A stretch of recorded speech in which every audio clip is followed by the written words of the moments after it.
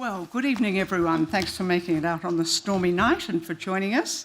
I want to start by acknowledging the traditional custodians of the land on which you meet, the Ngunnawal people, and pay respects to their elders past, present and emerging.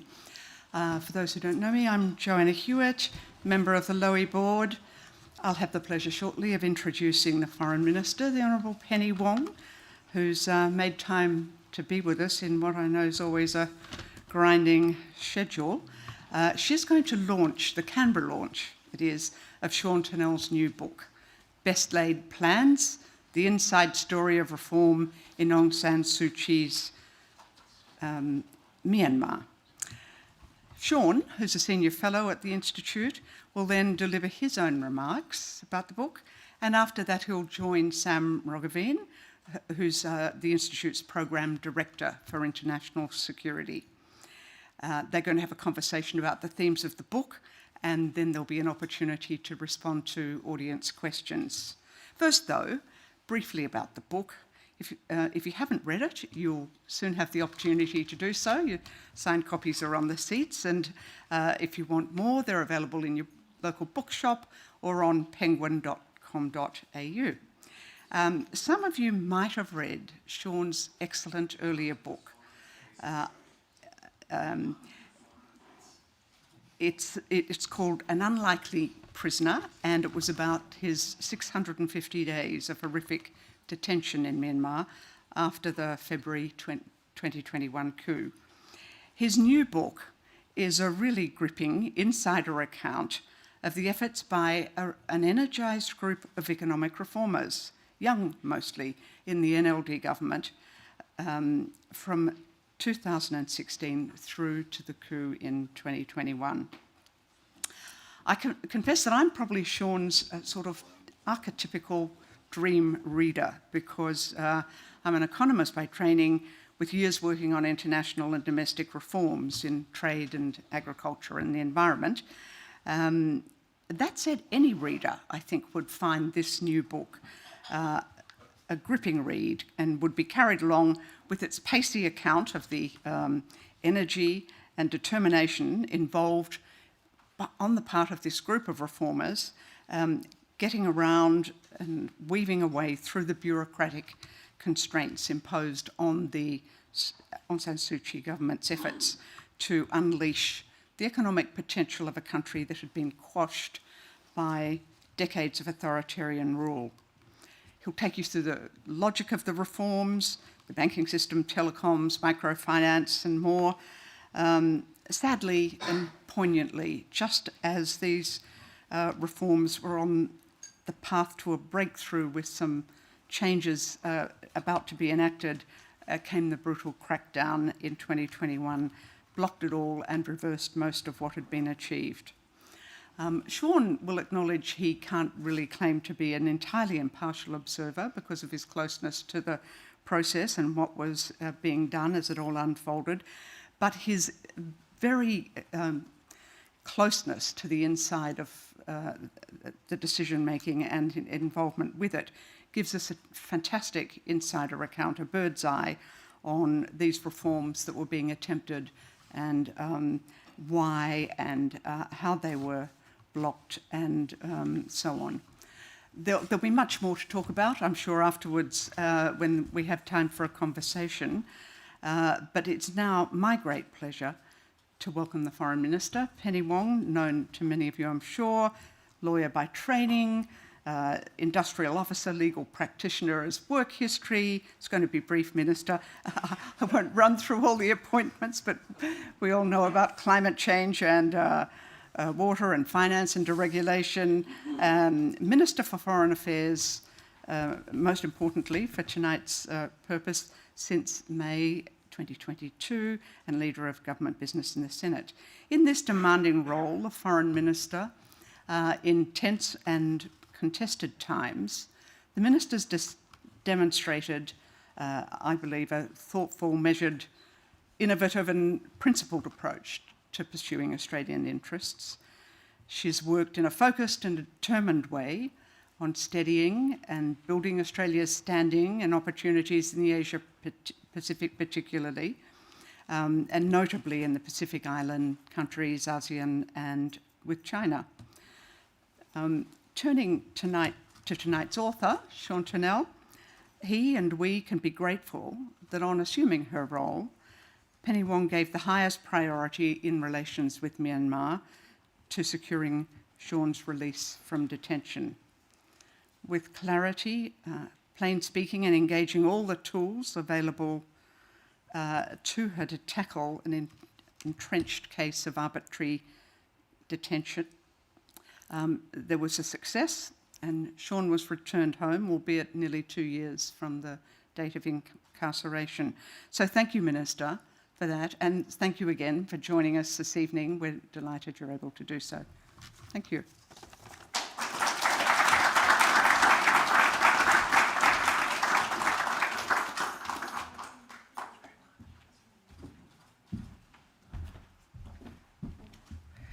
Thank you very much, Joanna, for that kind introduction, and thanks to Hervé and the Lowy Institute for hosting this event, and a special welcome, of course, to Sean and friends and family.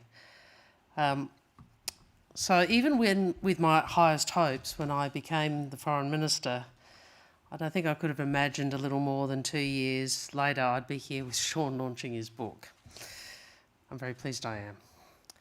One of the very first tasks on my desk when I first became Minister was to get Sean out of prison. It wasn't the only task on the list. And it was perfectly clear how difficult this would be. I think we all understand how oppressive the regime and brutal the regime in Myanmar is, and we also know the escalating conflict and worsening humanitarian crisis in Myanmar. And we've had appalling reports of widespread human rights abuses and atrocities.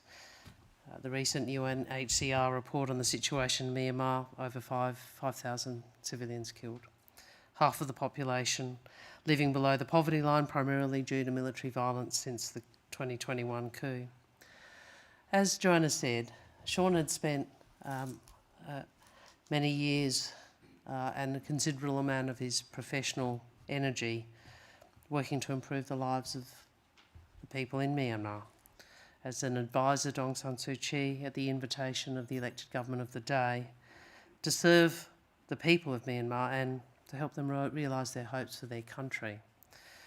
So, in many ways, the work he was doing and the hopes that his work and others articulated actually reinforced the failings of the junta. So I have to say there wasn't necessarily a lot of cause for optimism about the prospect of his release. But of course, it was an extraordinary moment of relief for all of his family, his friends and supporters, as well as the government, regional partners and ASEAN members, each of whom played important roles in ensuring his release. On that note, before I proceed further, I would say that the multifaceted nature of the work behind Sean's release was one of the reasons why I asked DFAT to review its approach to supporting Australians detained in complex circumstances overseas. And that review involved consulting with partners, stakeholders and former detainees to ensure that our methods are fit for purpose. And I do want to acknowledge Sean's role in that, and so we really deeply appreciated our engagement with you as part of these efforts. And I hope in this era where we see more of these sorts of detentions, we are better equipped to manage complex and often highly distressing cases, which we handle obviously on a case-by-case basis to ensure the safety and protection of the individual. I'll just make this point. When you're sitting in the Foreign Minister's chair and you have one of these detentions that you have to deal with, your first priority is not to jeopardise the welfare or safety of an Australian overseas. But you also understand that a level of public understanding and in some cases public pressure can contribute, not always, but can contribute to better outcomes. So whoever sits in the seat that I currently occupy has to make a judgment about the best way to balance these options, always with the welfare of the person concerned front of mind, and always considering the best way to deploy the full range of resources, I think it was a phrase Joanna used, at our disposal when pushing to a secure release, as well as to support families back at home. We have a Senate inquiry into wrongful detention of Australian citizens overseas to provide suggestions that are both constructive and principled. And are we joined tonight by Cheng Lei and Kylie Moore-Gilbert? Well, certainly both Cheng Lei and Kylie Moore-Gilbert, who went through their own terrible experiences, have contributed to this consideration. Sean, we are so grateful to have you back in the country and with us tonight. And of course, to see you resume your work, including your essay marking. Your work as a world-leading expert on Myanmar's economy, which now brings me to this important book. Best Laid Plans documents Sean's work in Myanmar and his efforts to help reform its economy in that brief period of democracy between 2015 and 2021. And it speaks to the sheer scale and ambition of Sean's work with so many dedicated reformers in Myanmar. But it also reinforces the tragedy of the country's trajectory since the military coup. The coup was the latest setback for Myanmar and its people, who have seen their hopes for their country suppressed yet again, following attempts before in 1962 and again in 1988 to forge a more democratic and inclusive future. The events of 2021 and the regime's actions have reversed years of political gains, years of development gains, and critically years of economic gains. And it has created probably the largest and most complex crisis in the Indo-Pacific, with humanitarian, economic, political and security dimensions. And of course, it has caused enormous suffering for the people of Myanmar. About a third of the population, about 18.6 million people, are in need of humanitarian assistance. Nearly 3.5 million are internally displaced. So tonight I want to announce that we will provide a further $9 million through the Australian Humanitarian Partnership to support communities and conflict-affected populations in Myanmar. This will aid the delivery of life-saving food, water and shelter, as well as essential protection, education and health services for those most in need, including women, girls and people with disabilities. In his book, Sean also reflects on the atrocities in Rakhine State, which precipitated so much of the continuing violence against Rohingyas and the ongoing targeting of Rohingyas who live there by the regime, but also by other actors. The plight of the Rohingya people deserves greater focus in our region. I visited Cox's Bazar in May of this year to talk with community leaders and humanitarian workers who have experienced the consequences of the regime's actions. And I went for a very simple reason. This is our largest humanitarian response. People don't know that in Australia. That successive governments of both political persuasions have contributed just under $1 billion for Rohingya and host communities in Bangladesh and people across Myanmar since 2017. And of course, we want to see conditions put in place which would allow the Rohingya to return in a voluntary, safe, dignified and sustainable way. But regrettably, that looks some way off. So until that is the case, we will and need to continue to support displaced Rohingyas in Bangladesh. We're a decent country and a decent people. We're generous with our humanitarian aid, but ultimately we know it's not a long-term answer to this crisis. Reform is desperately needed. Reform is needed to drive growth. And as Sean details in this book, the economy of Myanmar continues to face a range of constraints. GDP growth forecast of 1% in 24-25 by the World Bank, a revision from the 23 projection of 2% growth, businesses that face operational difficulties as a result of foreign currency shortages, labour shortages, electricity shortages, and rapidly rising prices. And, of course, in conflict, illicit economic activities thrive, including narcotics productions, scam centres and human trafficking. So the regime is losing ground, but there isn't much sign that its position is softening. Despite territorial losses and a bleak economic outlook, it hasn't changed its approach. And opposition groups still remain divided, and Myanmar remains at risk of further fragmentation.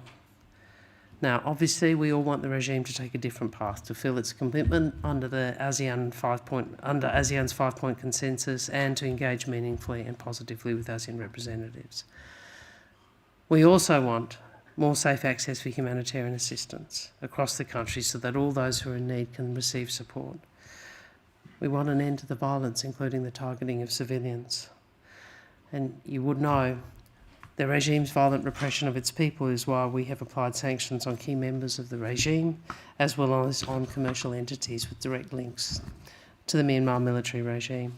And we'll continue to keep our targeted sanctions under review. But sanctions can only achieve so much. Genuine, inclusive dialogue is vital to any political resolution, as out of reach as that seems now. Ultimately, a political resolution in Myanmar will require dialogue between all actors, including the regime, and a genuine willingness for a legitimate return to civilian-led democratic government. I often say in this job, you can't only deal with those who share your views if you actually want to change things. And certainly that was our view in engaging with the Myanmar regime to secure Sean's release. So in 2022, ahead of his release, I spoke twice with the then Foreign Minister of the regime, Uwuna Monling. And I didn't just argue for a positive outcome for Sean, but I also sought to register our concerns about and our objections to the regime's actions. I met earlier this year with the NUG's Minister for Foreign Affairs, Madam Aung.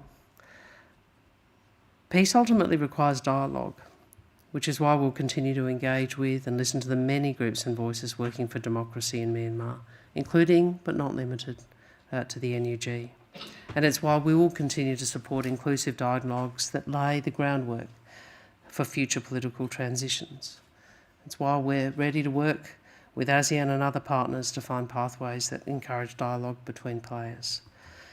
And we will continue to lend our voice to messages to the regime to take a different path and to bring to the table any support that will help make a difference. We'll continue to support efforts to strengthen civil society and build resilience, along with local level governance initiatives for communities in areas outside regime control. And we do all of this and more because, as Sean so powerfully reminds us, the people of Myanmar have not lost hope for their country. And so we should not lose hope in them. So we have to remain resolute in our support for the people of Myanmar. A people who have demonstrated their courage and their commitment to democracy over decades-long struggles, a determined resilience in the face of often horrific adversity. So tonight, we justly and rightly celebrate your contribution, Sean. But we should also celebrate all those in Myanmar who continue to work for change, because we share their ambitions for a better future. So I congratulate Sean on this achievement. I express my personal and our collective admiration for your work. I express my admiration for your dedication and ongoing commitment to the people of Myanmar. And it is with great pleasure that I officially launch your book and now invite you to the stage.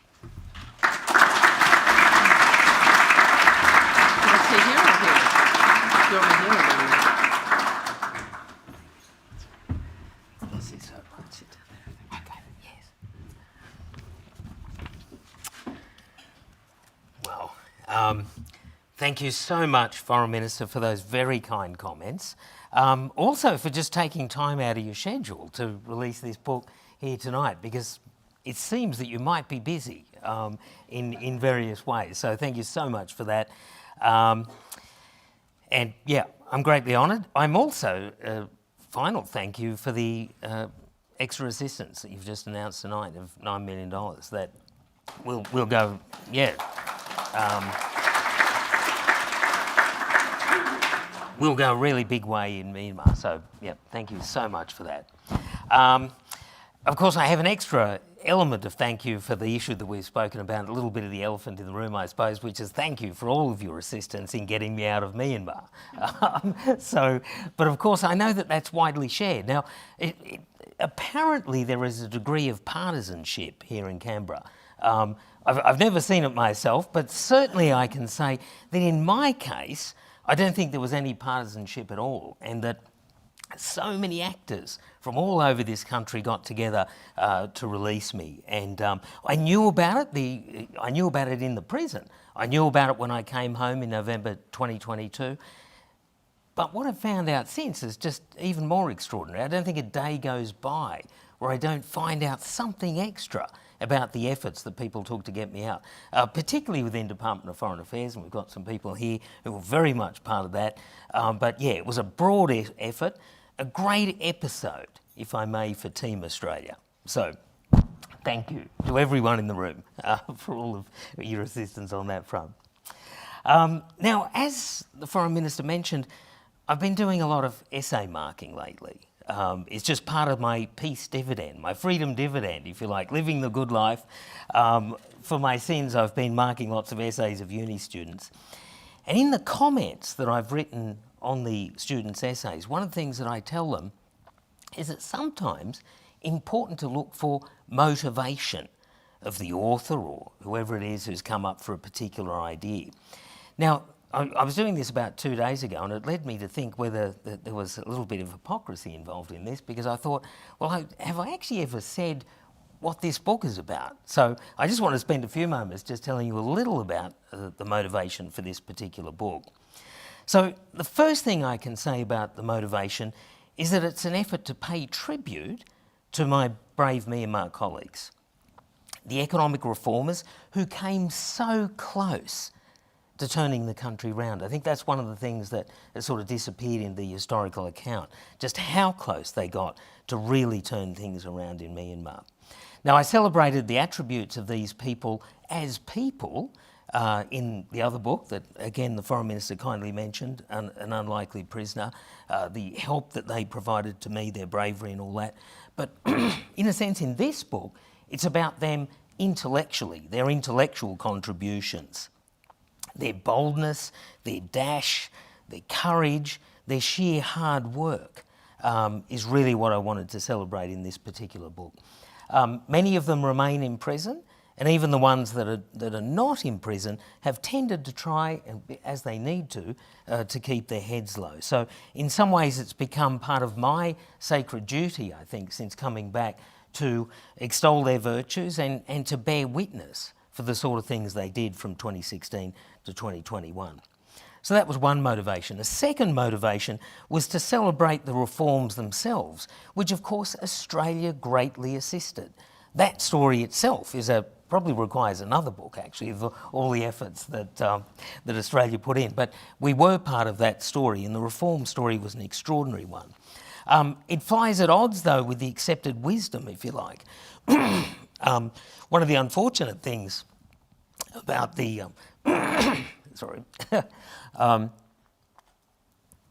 about the civilian government, the memory of that civilian government, I think has sort of come to a narrative that basically says that, you know, that they were a bunch of woolly-headed idealists who got into government, had no plans, ran into trouble, sat there while the genocide took place, and then there was a military coup. And that's almost the story that we've got. So one of the things I wanted to do in this book is actually to say, well, no, hang on, that is not the beginning and end of the story at all. And in fact, such a view of that government was inaccurate and a profoundly unjust reading of the situation. So I really wanted to push back on that. Of course, we know that the reformers didn't win. They never got through in the end. They never won through, and the reforms didn't hold. But it wasn't for lack of trying. It wasn't that they ran out of ideas, and it wasn't, most importantly, that they ran out of courage. If we look at the situation around the region, there's a lot of very just celebration of the role of economists in Indonesia, for instance, the famous Berkeley Mafia that really turned things around that country. Now, I think the Myanmar reform story is just as good. Now, the trouble is it didn't work out in the end. It wasn't as successful as the Indonesian story, but to me, it was just as admirable. When we think about history of things like that, it seems to me that we shouldn't only celebrate the winners, but the failed but just as worthy attempts. So we should do that. The second thing I think is that, and one again motivation for writing the book, is that this story is important for economics, and there are profound lessons that I think we get from the reform story in Myanmar, and I'm sure we'll talk about that later on. Not only for Myanmar itself, but of course very much for Myanmar, but for other countries as well that embark upon the very difficult task of economic reform. Now, there was another little motivation that I should mention, which is the motivation I had to keep the book really short and approachable and a little bit lively. Now, I know for this audience, that's not such a selling point because I know that you want a big book, right? You want a big book, lots of footnotes, lots of tables, lots of graphs, and above all, lots of equations. Now, I know you want that. Now, I haven't delivered it in this particular book because I had to think about other people, of course. So I was inspired actually in the prison because I wrote most of this book in my head in the prison like I did the other one, but I was inspired by John Maynard Keynes's book called How to Pay for the War. And How to Pay for the War was 88 pages. I think mine's 128 pages, but I'm not as bright as John Maynard Keynes. I needed another 40 pages to tell the story. But yeah, I did want to keep it as brief as I could. I have a belief that in economics, there's no real good economics idea that can't be stated relatively briefly and certainly in plain English. Now, for that, I'll probably get kicked out of the professorial profession, but just to state that I think that's a reality. A final point I'd like to make before submitting myself to the ministrations of Sam and the questions, which is just to note the vast gulf that separates the largely hopeful Myanmar in this little book from the catastrophe that is the country today. As the Foreign Minister mentioned, over 5,000 people dead since the coup took place, and that's only confirmed deaths. We all understand that that's a very conservative estimate, and it's probably at least 4 times that. Millions of people displaced, both internally and externally as well. Over 20,000 political prisoners. GDP, again, the Foreign Minister mentioned the growth numbers. In terms of the trend against where Myanmar should have been, again, very, very conservative estimates, we think GDP is half of what it would have been had the reforms been allowed to continue. Rampant inflation, a collapsing currency, just widespread destruction and misery is what Myanmar is today. Now, according to some reliable sources I've been talking to in the last couple of days, because of the price controls and other terrible decision-making by the regime, as well as some recent floods, we think this year's rice crop is going to be a catastrophe, which we could then have a situation within a few months of widespread hunger in Myanmar. Now, in the past, that's often been a real flashpoint for extra violence. So, unfortunately, we've got a lot of terrible things in the months ahead. Now, what can Australia do? The important thing is to say, and we got even further proof of it from the Foreign Minister tonight, Australia's already doing a lot. But Myanmar's ruling junta has one economic policy and one economic policy only: to accumulate as much foreign exchange as possible, to buy arms and notably air-delivered munitions, which they need foreign exchange for to buy from Russia and to some extent China.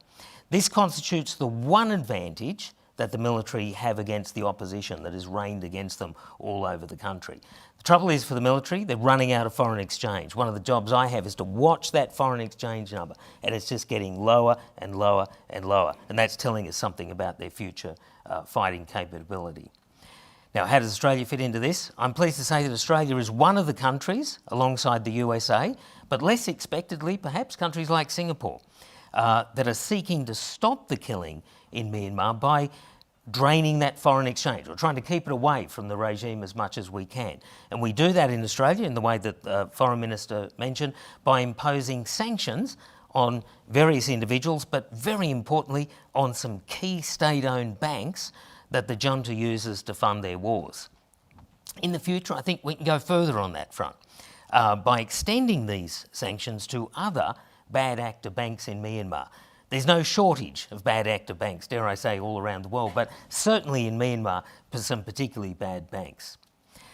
Final thing to end on, I think, is just to echo the Foreign Minister's point, there is hope for Myanmar, and especially when one thinks of the youth of the country, their courage, their energy, their vision of something better. I sincerely believe that they will prevail, and in so doing, create even better laid plans. Thank you to my dear friends at the Lowy Institute for giving me the opportunity to write this book, for organising all of this. Thank you to the Foreign Minister for her lovely remarks and the information she imparted to us this evening. Thank you to all of the people here for coming along tonight and showing that you care about Myanmar. Thank you very much.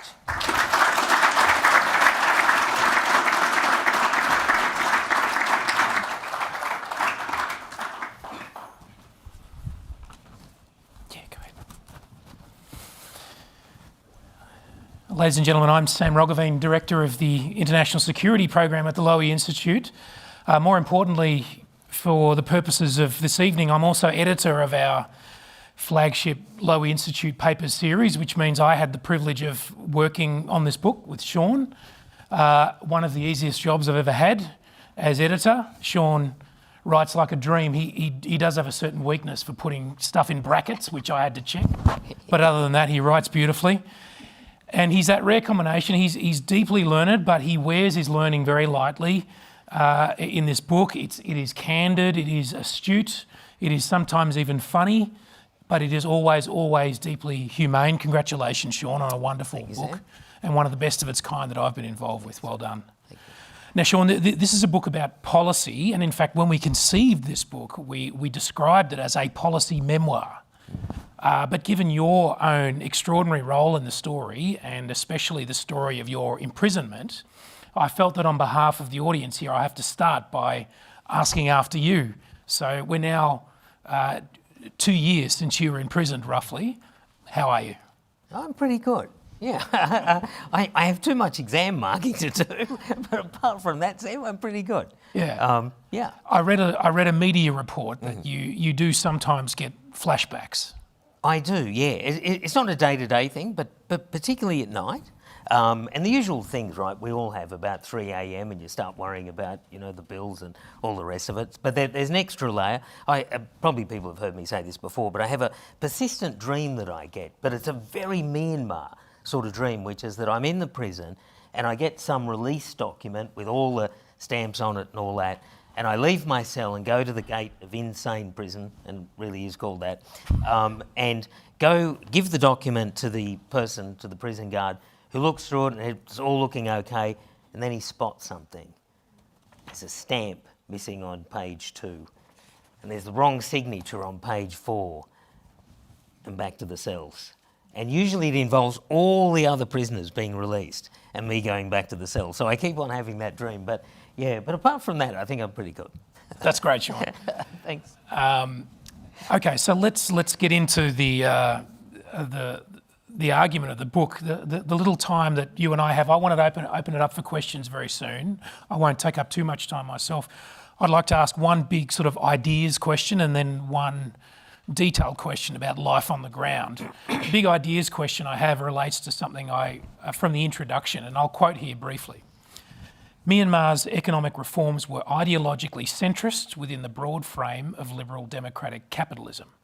Traces of the Washington Consensus, that standard set of market-oriented policy recommendations for developing countries promoted by the World Bank, International Monetary Fund and US Treasury, were certainly visible, but arguably no more so than policies yielded from the success of Myanmar's neighbours.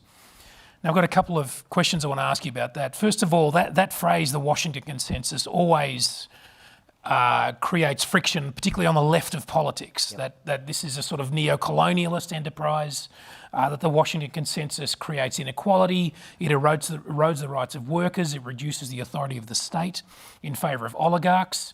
Does any of that resonate at all? Did that have any purchase at all in your experience in Myanmar? It resonates in terms of being a label and understanding that it's a toxic label. But I'd invite anyone to actually look at what it says.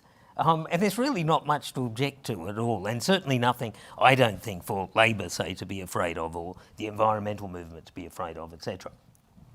But there's one really important consideration, and that is context. And so Myanmar has basically had 60 years of the most insane economic policy making it's just about possible to imagine. So every excess, basically, particularly on the fiscal front, the monetary front, madness of monetary relations in the economy is such that you're starting such a way behind. In a sense, there could be an sort of overcorrection needed. So even rhetorically. So in a sense, we were wanting to be a little bit more royal than the king, basically, in order to give us room for manoeuvre. It's one of those things that once you get a reputation for prudence, you can actually be more imprudent later. And in fact, we did that when COVID arrived. We'd actually kept such a tight shepherding of the budget leading up to 2020 that we could actually spend a lot in that COVID period. So yeah, that was some of the background, I think, to that. Now, in that quote I just read, you also refer to the lessons that you learned from the policies of of Myanmar's neighbours. Now, of course, all of those neighbours, they have mixed experience with democracy. Yeah. Some of them full democracy, some partial, some authoritarian.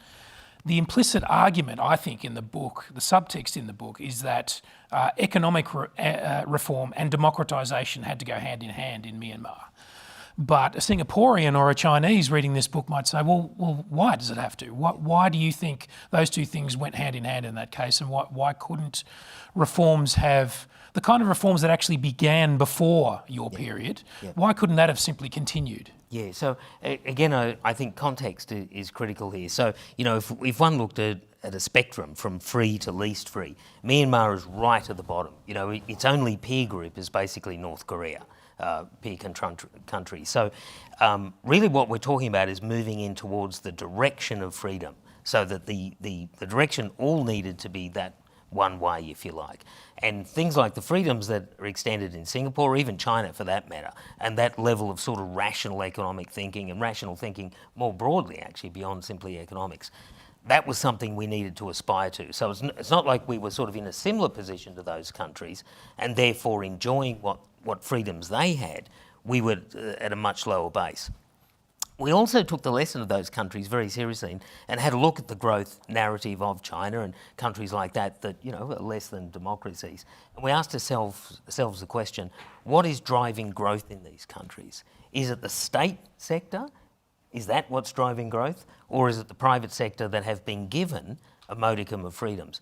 And time after time, again and again, what we found was in unfree countries, it was the free part that was driving growth, even though the countries may not have been free. And I think China is exhibit A in that matter, and we're seeing that now, right, where as the state it reasserts itself, we're seeing the growth rates fall. So, yeah, so that was the thinking, a very sort of deep exploration of what actually drove growth, but also just understanding that context of where Myanmar was.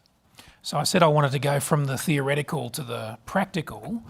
I wondered also if you could say a little bit about how you and how the people of Myanmar would have experienced that economic reform period that you were part of on the ground. What do you see around you? What actually changed? Yeah. And I understand you lived most of the time in Naypyidaw, which is atypical to say the least, but you travelled a lot too, right? Yeah, so Naypyidaw, I like to say, is Canberra without the fun bits. So, so you couldn't really see the growth so much there because, very much state-dominated and all that. But in Yangon, and there are many people in this audience from Myanmar and many other constant visitors over the years, the difference was extraordinary. I mean, it was it was palpable. You could feel it in just about every way, from the energy levels, the confidence with which things were done.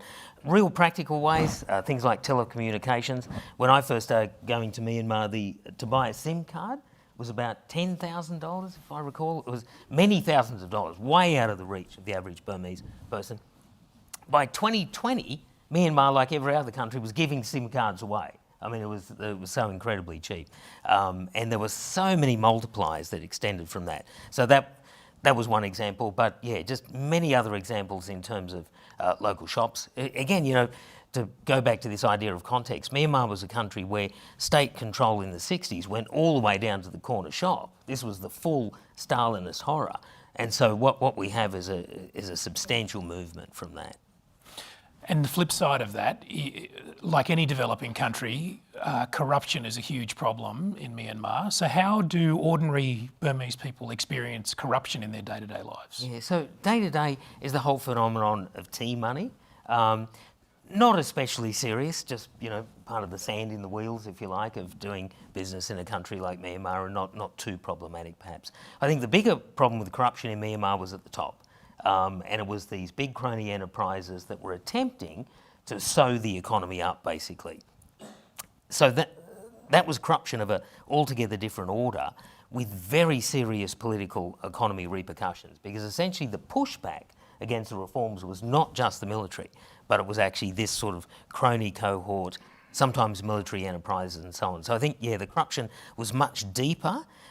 It wasn't criminal in the sense that these were actors not pursued by the state for their crimes. They were hand in glove, in fact, with the state very often. But yeah, that's where I think corruption was most serious and most manifested itself to the disadvantage of the country. As I said, I'd like to open it up to all of you in just a moment. Just a final one from me, Sean. I heard you in your opening remarks talk about the current regime's sole economic policy, which is the acquisition of foreign currency. And I want to ask you something about the coup and the regime's motivations. First of all, I guess I'm wondering, if you'd gone faster, if you'd had more earlier success, if Myanmar had grown more early on, could the coup have been prevented? Or actually, would that have brought it on sooner? Is wealth actually a threat to the Myanmar military here, and is that why they acted? It's a great question, Sam, and I think it's the big one, actually, because I've thought about this many, many times. My default, if you like, or my preference is thinking that we probably should have gone harder, quicker. I think because the strategy at the time was to bring people with the reforms. Suu Kyi wanted to be, incredibly inclusive and bring the country along, bring the military in, bring the cronies in, etc. Try to make them allies of the program. And I could get why that happened, because exactly as you said, Sam, that right from the word go, the rumours of a coup, the likelihood of a coup, was just something we talk about all the time. That whole time I was up in Naypyidaw, a week wouldn't go by where there was not some discussion about the military, that they were going to move, they weren't going to move. It was, just one of those things that you lived with all the time. So there was a very real danger that they could have just, conducted the coup early and snapped off the civilian government quite early. On the other hand, and this is where I tend, sort of in retrospect, but I did think it at the time, when the NLD government first came into office, it had immense goodwill, very much so amongst the Burmese people, but amongst the international community as well. So in other words, it had enormous political capital. And I think it's a truth in politics, which is not my speciality, but nonetheless, that you spend the political capital when you've got it. And I think what was particularly tragic in the Myanmar situation, and the Minister mentioned Rakhine and the Rohingya, which no doubt we'll talk about, a lot of capital was lost at that time. And I think that lowered the cost of the military in actually conducting a coup when it came. So, it's a great question, because I guess it can't be answered. But my belief, I think, is that, it's probably the latter thing that was more problematic, that probably going bolder earlier, going after the military, going after the crony enterprises and so on, was probably a better thing to do. But but yeah, it still would have been a really high wire actor to do it. And presumably, the cautionary tale here is post-Soviet Eastern Europe, the shock therapy there, which had very mixed results. Yep. Let's open it up to the audience. We have a couple in the second row here. Please, the lady first. Yes, thank you, Sean. My name is Jane Ferguson. I'm at the ANU.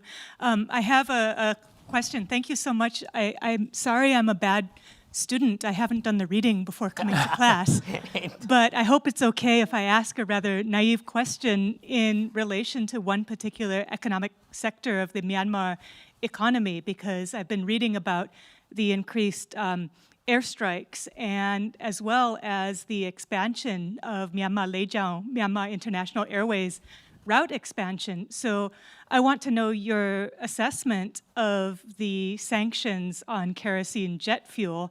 And that's kind of the one kind of broad question, but a more specific question, because flyover rights is something that's a source of income for the Directorate of Civil Aviation in Myanmar, and whether Australia sanctions apply to the commercial sector and whether Aussie planes are still flying in Myanmar airspace. So thank you. Wow, great. Thanks, Jane. Great questions. Yeah, I mean, taking the first issue of aviation fuel, or kerosene, it is mostly used in Myanmar for nefarious ends. The average Myanmar person does not get on an aeroplane. Most of it is used by the state, and of course it's used in the most terrible ways, which is actually for the fighter planes, the bombers, to drop bombs on people, which they're doing all the time. And as I mentioned in my comments earlier, this is the one advantage that the regime has over the considerably larger opposition to them. So sanctioning the fuel, I think, is a natural complement, actually, to the financial sanctions. And I'd like to see countries, including Australia, move further on that front. That's one thing. On the second thing, now that's really interesting, which piques my interest in aviation, the flyover rights over Myanmar. It has a great personal relevance as well, because I'm sure, as people here know, the regime revoked my pardon and reissued my arrest warrant. So I've got to be very careful where I travel these days. And one of my ongoing nightmares is, well, one of my great desires in life is to get on QF1 and head over to London. I'm terrified that QF1 is going to go right over Rangoon. Someone's going to have a heart attack on board, and we're going to end up down there in Yangon, and I'm going to end up back in a prison. So I'm going to have to take that on notice about whether we're flying over, but I'm hoping that we don't. But thanks, Jane. I've got good... I'll check the app in a few minutes. Now, and the gentleman just 2 seats down. Thank you for a very interesting talk. It's Ben Langley for Home Affairs. I was just curious to hear what, we've talked a lot about the past, and I mean, that's the subject of the book. I'd love to hear your thoughts on how Myanmar can climb out of the hole that's been dug for it by the junta and the other bad actors for it. Yeah, thanks for that. Well, I remain on that front really confident. The first thing is a sort of negative thing, which is just to say that, there's been incredible destruction and destruction of wealth and institutions and all that, but they're all man-made institutions, and anything man-unmade can be remade again. So we can turn that around. Obviously, there'll be time needed, trust is needed to rebuild, faith in those same institutions, etc. But it can be done. The other reason why I have immense confidence is that I spent a lot of time dealing with the NUG, the National Unity Government, but also beyond the NUG as well, and all the people who helped them. And in particular, the youth of Myanmar, which again I mentioned in my talk, but my engagement with them is much more specific than that. These are people who sought opportunities, sought education in that brief opening. These are incredibly impressive people. And given just a chance, they'll turn the place around. Myanmar's not one of those countries where we don't know what to do. It's also a bit of an upside. When things are so low, turning it around actually is not as hard as perhaps it might be. But these people are so impressive. I mentioned the motivation of the book was to celebrate these Myanmar reformers. Now, they're part of it. They're still relatively young. Some of them are even below 60. But there's younger ones who are brilliant as well. So Yeah, so I'm quite confident in the future that it can be turned around. It's going to be really tough, and the situation for Myanmar it's much tougher than it's going to be, or than it was for countries like Vietnam and Thailand and all that, because it's unclear whether that model works anymore, right? The East Asian model, the export-led growth, I still think that there's mileage in it. Myanmar can be the China plus one country. It can sort of muscle in with Vietnam in that area. So I think there's still room there. But yeah, it's going to be very, very tough. But I think they've got the right people to do it. And, if the military just gets out of the way, I think they can do it. Now, Sean, you heard the Minister talk about the necessity for more dialogue. The opposite view is that that's never going to work and this thing needs to be settled on the battlefield, a decisive defeat of the regime. Where do you stand on that? Probably more to the latter. I don't think there's any room for dialogue with the current leadership of the junta. I think they've burnt every bridge it's possible to burn with the population. Min Aung Hlaing, the dictator there, it's really hard to see him surviving any sort of transition, let alone being a dialogue partner. If one even just takes up the recent meeting in ASEAN, etc., they're not talking in any way that has an avenue for dialogue at the moment. So, I agree with the Minister. Obviously, there needs to be some dialogue at some point. I don't think it's going to happen with Min Aung Hlaing and his top cohort. And that's why there's a lot of attention to things like internal coups and splits and all that. Now, we've been waiting for 50 years on that, so I'm not holding my breath. But nonetheless, I think that's the sort of thing to look for. There will be people in the regime who realise what's been done, the levels of destruction in society, etc. There'll be people who realise that, and hopefully they might begin to do something. More hands. Yes, we have the gentleman with the beard here, and I think in the third row. Yes, please. Just wait for the microphone.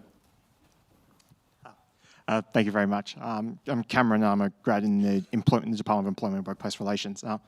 As someone who knows very little about Myanmar, something that I think is the case that a lot of the organised resistance against the junta is very fractured and have their own objectives. And is it a genuine concern that if and when the military junta collapses and is defeated, that these rebel groups could eventually fight each other and start like a new phase of the war, or do you think it could be managed? Yeah. It's a question that people often ask, and particularly given Myanmar's history and so on. My own assessment is that the opposition groups, which include groups within the Burma majority and then many of the ethnic minorities and so on as well, that they've never been more united than any other period. And I've been studying the country for 40 years. I don't think I've seen this level of unity before, so that's one thing. But the issues are real, of course, and they have been problematic in the past, and there remain issues around. But again, I've been really heartened by what's happened and what's been done. I think now it's really interesting because when the reformers took over in 2016, the whole idea of a just federal framework was something that would be done after Myanmar became a little more prosperous, that things got better, etc. There was greater peace in the country. But if you look at what's stated now by all of the opposition actors, pretty much without exception, they all start with the idea that there has to be some sort of just federal framework that meets the needs of all the disparate groups in Myanmar first, and then you begin to talk about the reforms, etc. And to me, that particular change speaks volumes about the overall different thinking, I think, amongst this new generation. So I keep coming back to that. I think we're in a different era, different people, different ideas, and I think we get optimism from that. Different era, new generation. At no point in that answer did you mention Aung San Suu Kyi. Does she still have a role? Oh, I think she does. It's going to be a matter of time, Sam. And like, just speaking frankly, the tactics of the regime there now is to wait out until she's dead. I mean, that's basically what they're doing. She's 78 now. She's held in appalling conditions. In fact, I was horrified. Again, some really good sources just a couple of days ago. We had thought that she'd been moved out of the prison where I last saw her onto a military compound in Naypyidaw, and she was being used as a sort of human shield against the military people on this compound.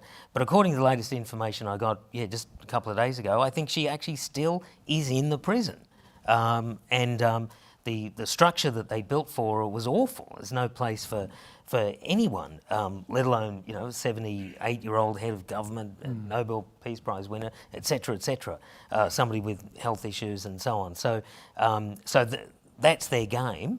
So it's going to be a matter of time. But my own belief is that if it happens quickly, and I hope it does, she will play a role. Her star power, if you like, her convening power amongst Myanmar people is, I think, undiminished, which I think is, again, something from outside we don't really understand. So, yeah, I think she would play a role. I don't think she would have a long-term role herself. And, in fact, you know, one of the interesting things I used to talk to her about in the prison was life after politics. She bought some land in Naypyidaw. She wanted to develop this environmental lodge, and she was telling us about, you know, when we all get out and we'll come and visit and stay at the lodge, and it was sort of part of her optimism, actually, in the most testing of environments. But but I think at least in the short term, Sam, I think she would play a role. Now we've time for one or two more, please, in the second row. You guys will have to fight it out amongst yourselves. Thank you for your books. I have read this book. And then I saw that there is I noticed one thing is that the public-private partnership, you didn't mention in this book. That one is affecting to the, like the Social Security Fund, that all money went to the private sector and then lost everything. I did not find that public-private sector. Second question is, now is in Chowphu project, starting again. Yep. With the 9 billion project and 3 billion borrow money. Right. How is your remarks? Yeah. Oh, thank you for that. I think there is one mention of PPP in there, but I mean, public-private partnerships, of course, is something we do in Australia a lot. One of the problems in Myanmar, of course, is that there's no capital. There's no money from, you know, accumulated wealth and all that. So whenever you think about big infrastructure projects, you've got to think about how to finance it. So obviously we looked at the multilaterals, the World Bank, the Asian Development Bank and all that. We looked at internal markets. We tried to develop a bond market, reform taxation and all that. But public-private partnerships was definitely part of the story, but done well, they're a real asset. But again, you know, with the stress on done well. Just before the coup, we set up something called the Project Bank, which was going to police and basically run as best that we could any PPPs that come along. But anyway, I'd be interested to talk to you about that later, maybe.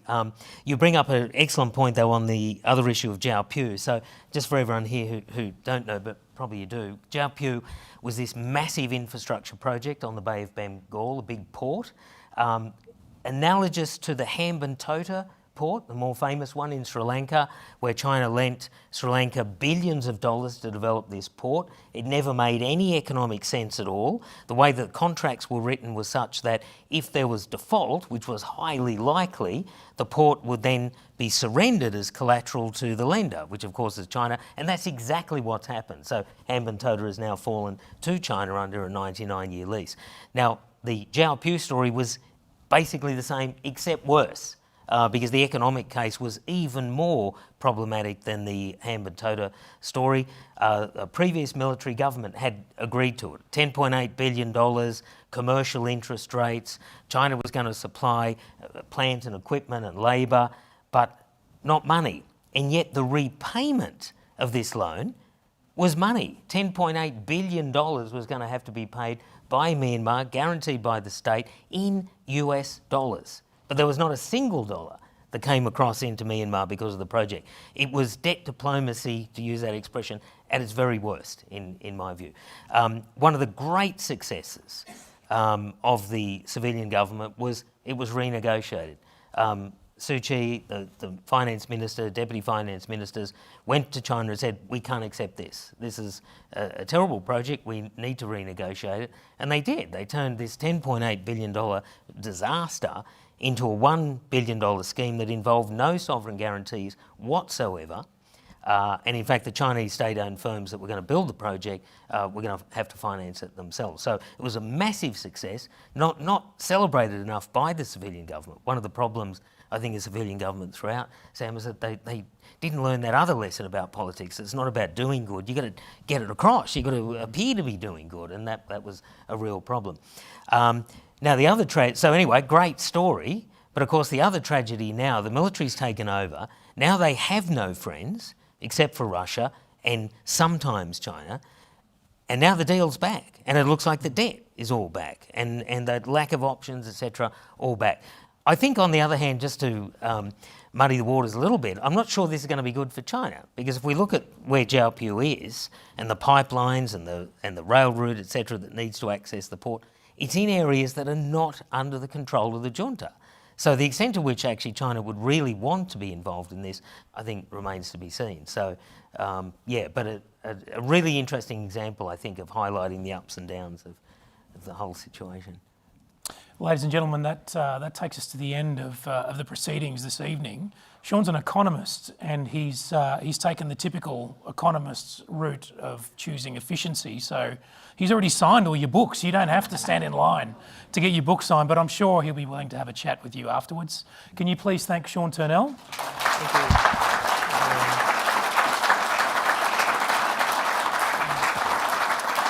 Thank you, Sam. Thanks, Sean. And thank you all for being here, and keep an eye on our website for future Lowy Institute events at the Press Club. Thanks so much.